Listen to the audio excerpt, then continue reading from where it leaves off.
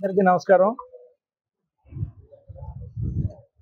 తాటిపర్తి గ్రామంలోని అపర్ణాదేవి అమ్మవారు అట్లాగే నాగేశ్వర స్వామి వారి ప్రైవేటు దేవస్థానంలో ఈరోజు ఈ ప్రైవేటు ఆలయానికి సంబంధించిన మేనేజ్మెంట్లో మార్పులు విషయంలో ఈ గ్రామస్తుల మధ్యలో ఇటీవల కాలంలో జరిగిన ఎన్నికల నేపథ్యంలో ఇక్కడున్న కొన్ని రకాల వర్గ ప్రజల మధ్యలో ఈ మేనేజ్మెంట్ తదుపరి మేనేజ్మెంట్ ఎవరు నిర్వహించాలి అనే దాని మీదట చిన్న ప్రతిష్టంభన నెలకొంది ఉదయం నుంచి.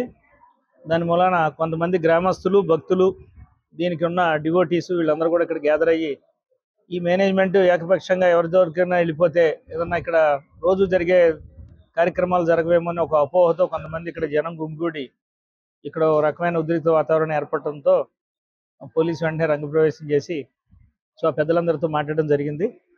సో ఇక్కడ ఈ గుడిని యథాస్థితిలో ఎప్పటిలాగానే రోజు చేసే దైవికమైన కార్యక్రమాలన్నీ నిరాఘాటంగా జరిగేట్టు, దీని అభివృద్ధికి ఏ విధమైన ఆటంకం లేకుండా ఉండేట్టు గ్రామంలో ఉన్న పెద్దలు, అన్ని రకాల పెద్దలు, అన్ని వర్గాల పెద్దలు సమక్షంలో ఒక కమిటీని ఏర్పాటు చేసుకోవాలి. వాళ్ళు ఆ ఏర్పాటు చేసుకునే లోపు ఈ యాజమాన్యంలో ఏదన్నా జరుగుతాయేమో అనే అపోహల ద్వారా కొంతమంది శక్తులు ఏమైనా ఇందులో దీన్ని పెద్ద చేసి ఇష్యూ చేసి ఆలయ ప్రతిష్టకి భంగం కలగకుండా ఉండటానికి గ్రామంలో శాంతియుత వాతావరణం ఉండటం కోసం మేము గ్రామంలో ఉన్న రెవెన్యూ అధికారికి ఆ మేనేజ్మెంట్ ఆఫీస్ బీరువా ఏదైతే తాళం ఉందో తాళం హ్యాండ్ ఓవర్ చేస్తాం.